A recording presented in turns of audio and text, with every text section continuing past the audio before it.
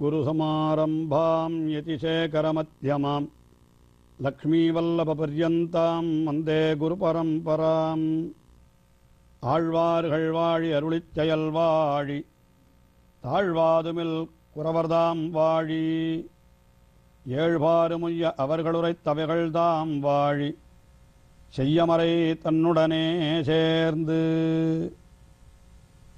திருமங்கை ஆழ்வார் எம்பெருமானுடைய சொரூப ரூப குண விபூதிகளையெல்லாம் மிக அற்புதமாக அனுபவிக்கின்றார் தம்முடைய திவ்ய பிரபந்தங்களிலே. முதல் திவ்ய பிரபந்தமான பெரிய திருமொழி பெரும்பாலும் அது திவ்ய தேச அனுபவங்களாகவே அமைந்திருந்தது.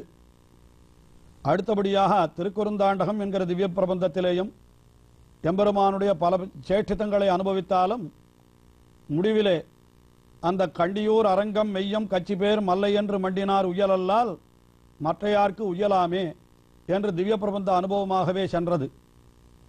அடுத்தபடியாக இரண்டாவது ஆயிரத்தினுடைய மூன்றாவது திவ்ய பிரபந்தமான திருநெடுந்தாண்டகம், அதிலேயும் திருமங்கை ஆழ்வார் அந்த எம்பெருமானுடைய பெருமைகளை எல்லாம் பலவாறு அனுபவிக்கின்றார்.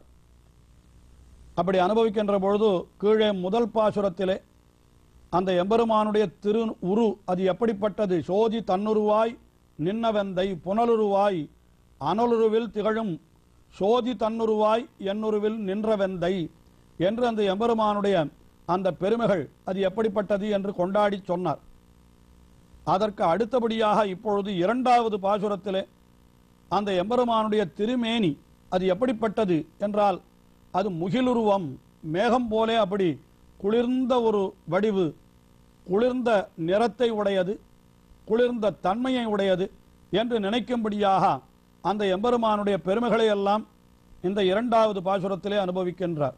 ஆருருவில் நீரறிகால் விஜம்புமாகி பல்வேறு சமயமுமாய் பறந்து நின்ன ஏருருவில் மூவருமே என்ன நின்ன இமயவர்தம் திருவுருவேரெண்ணும் போது ஓருருவம் ஒன்னுருவம் ஒன்னு செந்தி ஒன்னு மாகடலுருவம் ஒத்து நின்ன மூவருவம் கண்ட போதொன்னாம் சோதி முகிலுருவம் எம்மடிகளுருவம் தானே.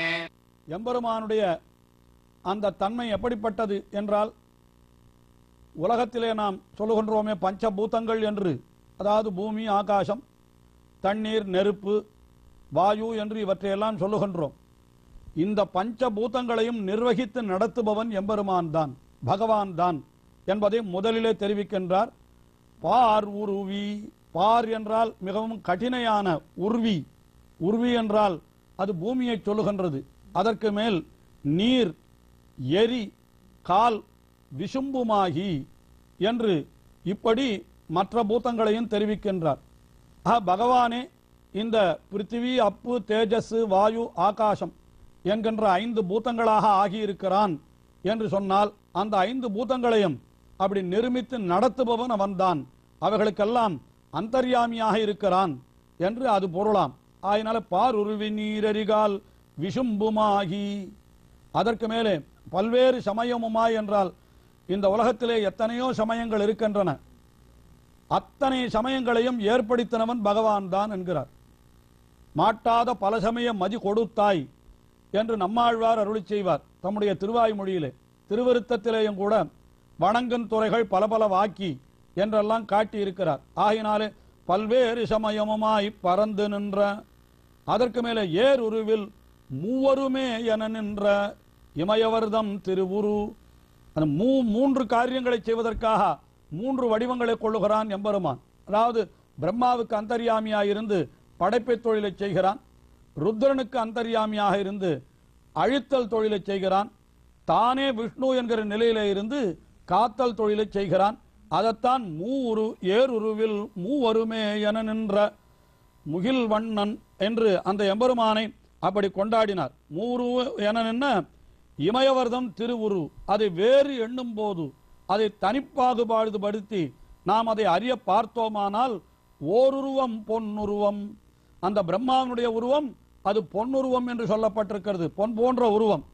ஒன்று செந்தி என்றார், அதாவது அழித்தற் கடவுளான ருத்ரனுடைய நிறம் நெருப்பு போலே அப்படி சிவந்திருக்கும். ஆனால் காத்தல் தொழிலை செய்பவனான தன்னுடைய நிறம் அது எப்படிப்பட்டிருக்கும்? விஷ்ணு என்பவனுடைய நிறம் எப்படிப்பட்டது என்றால், ஒன்று மா கடல் உருவம் என்று கடல் போல இருக்கிறதாம், கருமை நிறத்தை உடையதாய் இருக்கிறது. ஒத்து நின்ற மூவுரு என்று இப்படி மூன்று உருவம் சாமானியர்களுடைய கண்ணுக்கு பார்க்கிற பொழுது சமமானவைகளாகவே தோன்றுகின்றன. ஆனால் ஒன்று ஆம்சோதி, அவற்றிலே ஒன்று அந்த காத்தல் தொழிலை செய்கின்ற அந்த எம்பெருமானுடைய திருநாமம், அந்த திருமேனி உடையவன் இருக்கிறாரே, அதுதான் ஆம் சோதி என்கிறார். மற்றதெல்லாம் அழியும் சோதி அல்லவா பிரளய காலங்களிலே. ஆகினாலே ஒன்று ஆம் சோதி. அது எது என்றால் முகிலுருவம், எம்மடிகள் உருவம் என்று கீழே கடலுருவம் என்று சொன்னார். இங்கே அது முகிலுருவம். அது கடலும் முகிலும் ஒரே நிறத்தை உடையவர்களான்றோ இருக்கின்றன.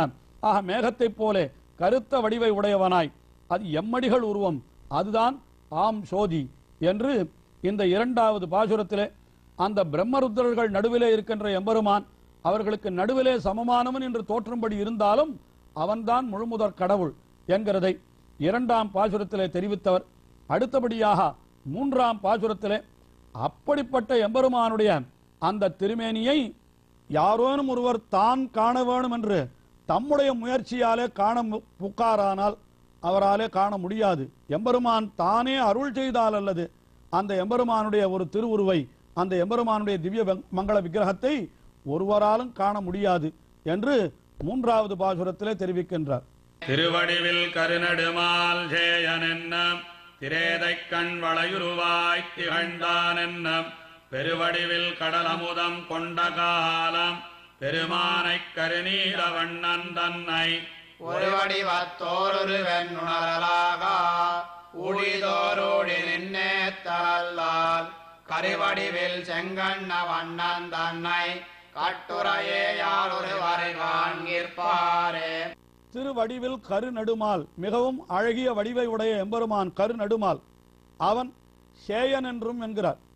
சேயன் என்றும் தேதைக்கண் என்று திரேதாயுகத்திலே அவன் சிவந்த வடிவை உடையவனாய் இருப்பனாம்.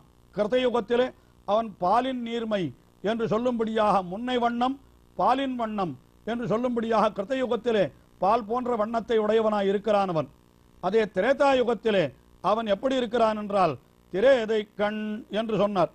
அப்புறம் வளையுருவாய் திகழ்ந்தான் என்றும், வளையுரு என்றால் சங்கு போன்ற நிறத்தை உடையவனாக அவன் ஒரு யுகத்திலே இருந்தான். பெருவடிவில் கடலமுதம் கொண்ட காலம் என்று பெரிய வடிவிலே கடலை கடைந்து அதிலிருந்து அமுதத்தை கொண்டானே, அப்படிப்பட்ட காலம். அந்த காலத்திலே அவன் எப்படி இருந்தான் என்றால் வளையுருவாய் திகழ்ந்தான் என்று இப்படி எம்பெருமானுடைய திருமேனியானது ஒவ்வொரு யுகத்திலே ஓரொரு நிறத்தை உடையதாயிருக்கிறது. முன்னை வண்ணம் பாலின் வண்ணம், முழுதும் நிலை நின்ற பின்னை வண்ணம் கொண்டல் வண்ணம், பொன்னின் வண்ணம், மணியின் வண்ணம் என்னெல்லாம் சொல்லும்படி எம்பெருமானுடைய திருமேனி நிறம் அது இருக்கிறது. அதை சொல்லுகின்றார் இந்த இடத்திலே. பெருவடிவில் கடலமுதம் கொண்ட காலம், அந்த பெருமானை கருநீல வண்ணன் தன்னை அவன் கலியுகத்திலே அப்படி கருநீல வண்ணனாக சேவை சாதிக்கிறான். அப்படிப்பட்ட எம்பெருமானை அவனுக்கு ஒரு வடிவு ஓர் உருவு என்று எண்ணலாகாது என்கின்றார். ஒரு வடிவத்தோருவென்று எண்ணலாகா. அவனை இந்த ஒரு உருவத்தைத்தான் உடையவன், இந்த நிறத்தைத்தான் உடையவன், இப்படித்தான் இருப்பான் என்று யாராலும் நெஞ்சாலும் கூட நினைத்து பார்க்க முடியாது. என்ன செய்யலாம் என்றால் ஊழிதோர் ஊழி நின்று ஏத்தல் அல்லால், ஊழிக்காலங்கள் ஊழி காலங்கள் அவனை நாம் வாயார துதித்து கொண்டே இருக்கலாமே தவிர அவனை அளவிட்டு அறியவே முடியாது. அப்படிப்பட்ட மேன்மையை உடையவன் அவன்தான் கருவடிவில் செங்கண்ண வண்ணன் என்று கருமை நிறத்தை உடையவன்.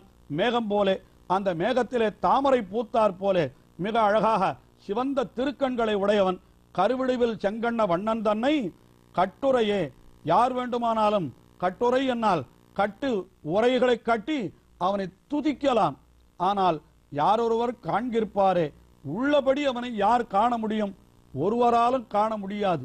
அதாவது தங்களுடைய முயற்சியாலே ஒருவன் அவனை காண வேணும் என்று நினைத்தானால் நிச்சயமாக அவர்கள் அந்த எம்பெருமானை காணவே முடியாது. ஆனால் எம்பெருமான் தானே வந்து அவர்களுக்கு அருள் செய்வதாக அவன் நினைத்திருந்தானால் நிச்சயமாக அப்படிப்பட்ட அடியவர்களாலே தான் அவனை காண முடியும். அதைத்தான் உபனிஷத்துக்களும் தெரிவிக்கின்றன. நாயமாத்மா பிரவச்சனேன லப்யா என்று தொடங்கி எம் ஏழையேவ விருணுத்தே, எவனொருவனை அவனே விரும்புகிறானோ அவன்தான் எம்பெருமானை பெறுவான் மற்றவனாலே எம்பெருமானை பெற முடியாது என்று தெரிவிக்கப்பட்டிருக்கிறது. அந்த அர்த்தத்தைத்தான் இந்த பாசுரத்திலே ஆழ்வார் கட்டுரையே யாரொருவர் காண்கிற்பாரே, யாரொருவர் உள்ளபடி அவனை காண்கிற்பார், ஒருவராலும் முடியாது, தானே வந்து அவன் காட்டினானால் யார் வேண்டுமானாலும் காணலாம். ஆக ஆழ்வார்களுக்கு எம்பெருமான் தன்னுடைய நிருகேத்துக்கு கிருபையாலே தானே கொண்டு வந்து தன்னை அவர்களுக்கு காட்டினான். உடனே ஆழ்வார்கள் அவனை அனுபவித்தார்கள். அந்த அர்த்தத்தை இந்த பாசுரத்தில் இப்படி காட்டுகின்றார். அந்த எம்பெருமான் அவனுடைய திருமேனி ஒரு வடிவம் ஓர் உரு என்று எண்ண முடியாது என்பதற்கு காரணம் என்ன என்பதை முதலிலேயே காட்டுகின்றார். ஒவ்வொரு யுகத்திலே அவன் ஓரொரு நிறத்தை உடையவனாய் இருக்கிறான். பாலின் நீர்மை என்று சொல்லும்படியாக ஒரு யுகம், அதற்கு பிறகு செம்பொன் நீர்மை என்று சொல்லும்படியாக அப்படி ஒரு உருவம் என்று இப்படி அவனுக்கு பல பல உருவங்கள், எத்தனையோ அவதாரங்கள், என்னென்ற யோனியுமாய் பிறந்தாய் இமையோர் தலைவா என்று சொல்லும்படியாக எத்தனையோ அவதாரங்களை செய்கின்றான். ஆக இப்படியெல்லாம் அந்த எம்பெருமான் இருக்கிறானே, அந்த எம்பெருமானை ஒரு வடிவம் ஓருருவு என்று அவனை எண்ணவே முடியாது. அப்படி எண்ண முடியாது என்றால் என்ன செய்யலாம் நாம் என்றால், அதற்காக ஒன்றுமே செய்யாமல் இருந்து விடலாமா என்றால், ஊழிதோர் ஊழி நின்று அவனை ஏத்த வேண்டும், துதிக்க வேண்டும்.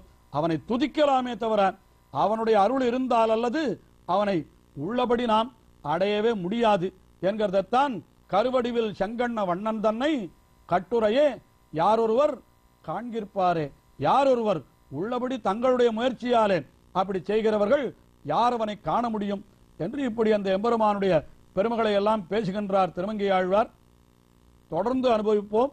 திருமங்கை ஆழ்வார் திருவடிகளே சரணம்.